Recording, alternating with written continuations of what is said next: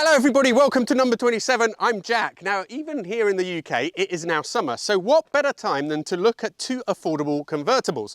To cater to every pocket, I have here a £1,500 MX5 Mark II and a £6,500 Boxster S. Now, they both belong to friends of mine who bought them quite recently. It's going to be interesting to try and find out if the Boxster is worth 5 times more than the MX5.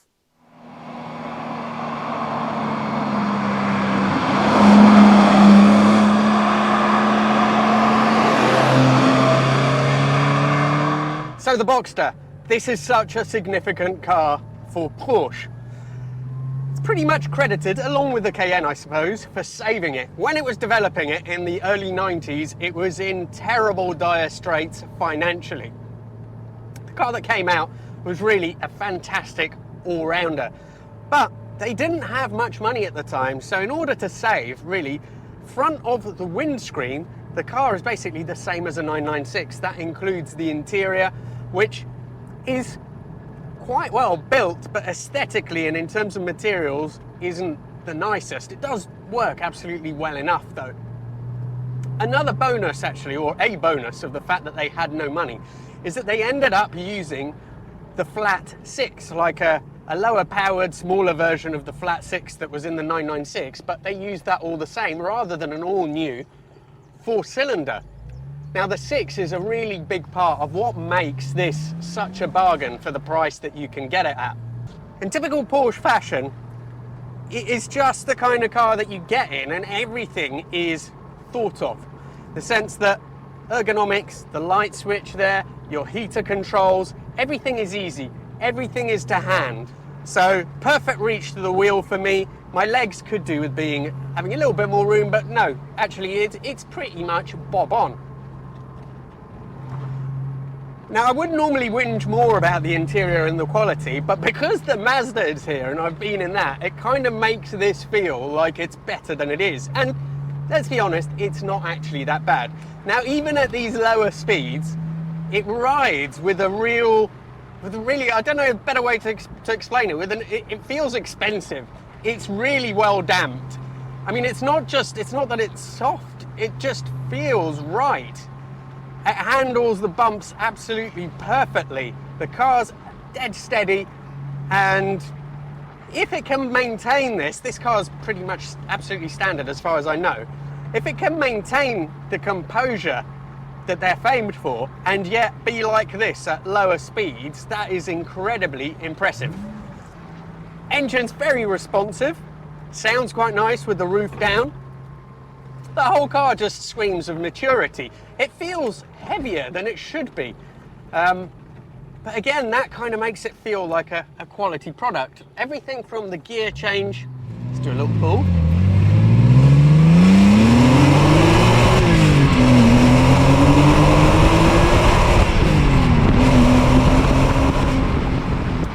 Everything from the gear change to the steering to the throttle feels a little bit heavier than you would say is perfect for a car like this. So at lower speeds like this, it's fine, it's great. It doesn't feel quite as agile as you would have thought that maybe it should.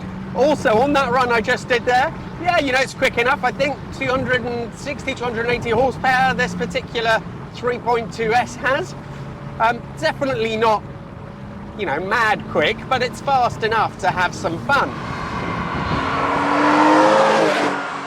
I can't help but feel that it would really benefit from a lighter flywheel. Although it is happy to rev, sometimes it feels like it's sort of slightly hampered by something. It feels slightly sluggish, not in terms of power, but it's not quite as instantaneous as I think it could be. Giving it a little bit more here, and testing the chassis a bit more past the cyclist.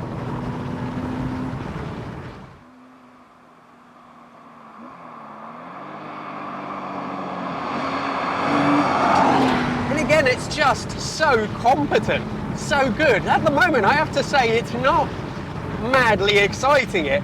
I'm finding that I feel the whole car feels a class higher than I expected.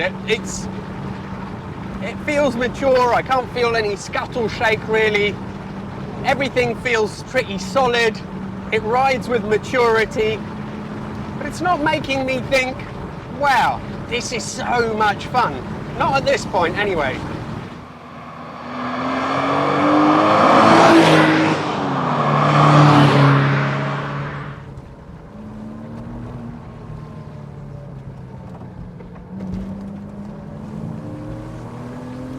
It's got so much grip that you can't really play with the back end of the car at all. Mind you, I don't think Boxsters have ever really been about that. They're more about just the mid-corner feel, precision, the feedback that they give you.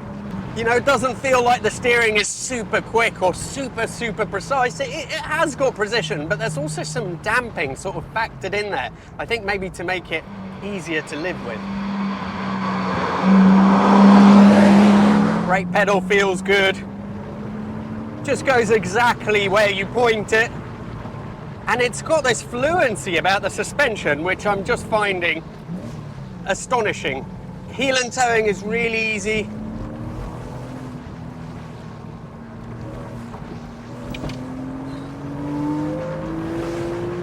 God, these are good. They really are absolutely amazing. That flat 6 picks up pace past about 5, but it really does pull from almost anywhere. It's super smooth, and it's such a strange trick. It's a strange trick that the Boxster has that some of the time you're almost thinking it's too soft because it deals with the bumps so well, and then you chuck it in the corner and it doesn't lean too much.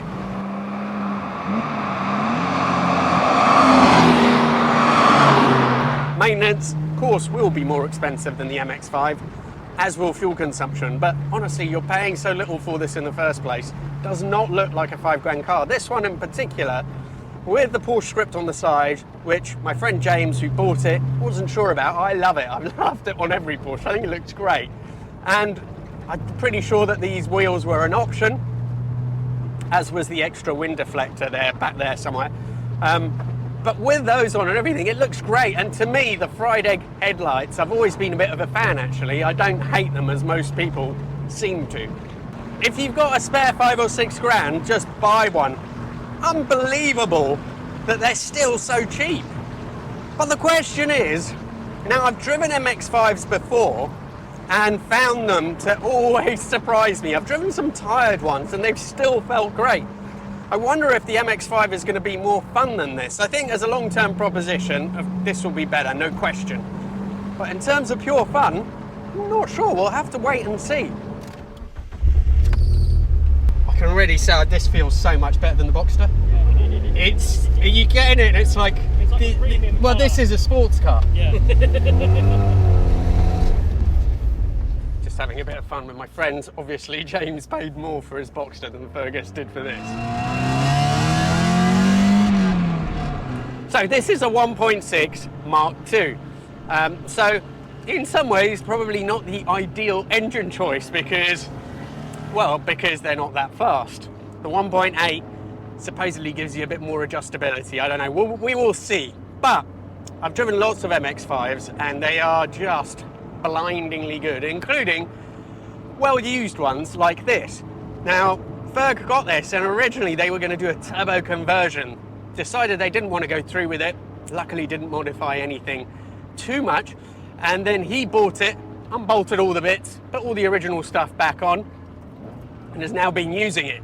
Now, I think that he's looking at selling this car because he's got too many toys, and I think it's going to be on for 1,500 quid, that's the price I quoted before. But let's see what it's like. It does have full disclosure.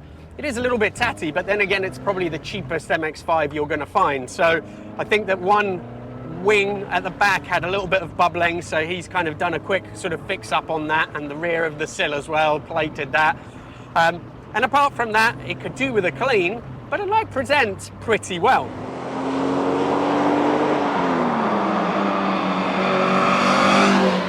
Now, as usual, my God, the gear change on these is just an absolute joy. God, is it good. And that little 1.6, it might not have that much power, but it sounds great. It really does. And it's, look, it's fizzy. It's got that fizz. It's just great.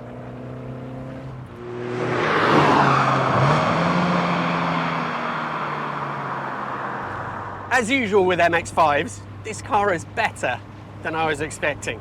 I think it's running some sort of coilovers, and the back end needs to be raised a little bit, so it's not actually in perfect setup at the moment, but we weren't able to get it done in time.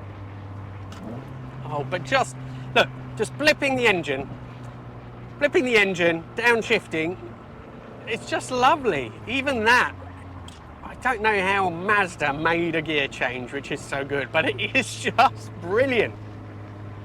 5 speeds, stubby little lever exactly where you want it, steering wheel where you want it. I'm even more comfortable, I think, in this. I could probably make myself more comfortable in the Boxster adjusting it, but let's do a little bit pull and see how it goes down the road. 105 horsepower, I think these are supposed to have. Not much, 1.6.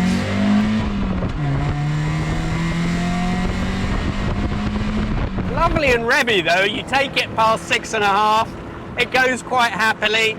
Yeah, it doesn't feel fast, but it's so responsive. It's quite smooth, so you can keep it high revs, and then when you put your foot down, it does respond, not massively quickly, but it does sort of move forward, and pretty good. Well done, Fergus. Well, it actually drives well, and the engine, which is the key bit he's been working on, is great. The brakes also nice, firm pedal, and they work. They are excellent, really good. Now the steering doesn't feel quite crisp as that on other MX-5s that I've been on. I suspect it's because the back end of the car is a bit lower than it should be, but all the same, it drives really well.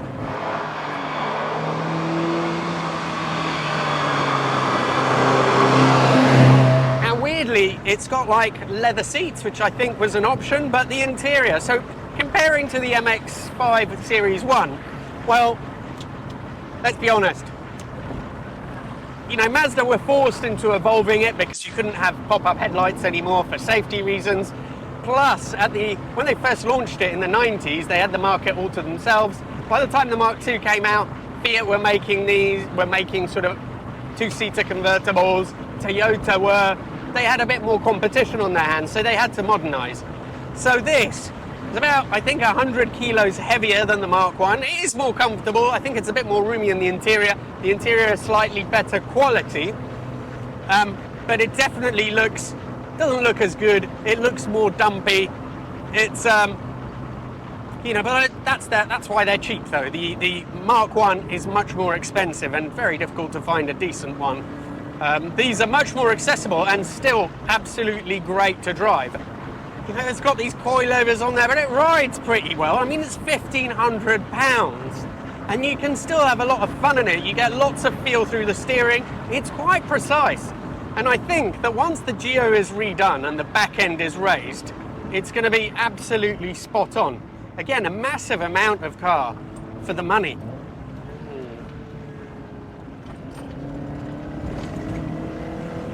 I think what strikes you about these is the adjustability mid-corner. Now, this being the 1.6, you don't have enough power to truly bring the back end into play, but even with this, when you're going around the corner, if you sort of like lift off slightly, the nose tucks in, or you can use the wheel to adjust your trajectory, it's still great.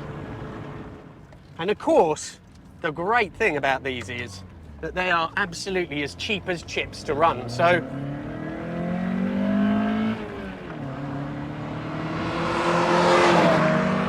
it's a sweet little engine, that 1.6. Yeah, they're cheap as chips to run. Parts are cheap. Also, they'll do sort of 35 to 40 miles to the gallon. Servicing will be dead cheap. Open top motoring, wow. How to come to a conclusion then about these two cars? I know they're very differently priced, and I have to say you can absolutely feel it. In every way, the Boxster is a more grown-up car. So that fantastic ride, everything it does it really, really well. It's just a very polished design. I think though, to have fun, You have to drive those really, really hard.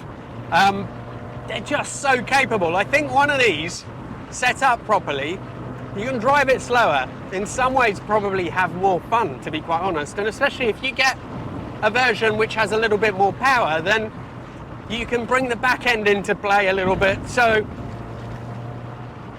a bit more accessible, I think, for the average driver, these. If I myself had to buy a car to have day in, day out, I probably would get the Boxster, even though there is the extra money, just because it is just incredibly capable. I think these just, it's a bit more like a little puppy that's trying to please you. I think that the Germanic car is more just, it's just happier with the way it is. It doesn't need to prove anything. The MX5 is always there trying to make you happy. And happy it has made me. Both brilliant choices though. Thank you all so much for watching. I hope you enjoyed the summer, which so far has been pretty good, even here in the UK. If you want me to do a review on one of your cars, then please get in touch with me either by email or Instagram. And I really look forward to seeing you for the next video.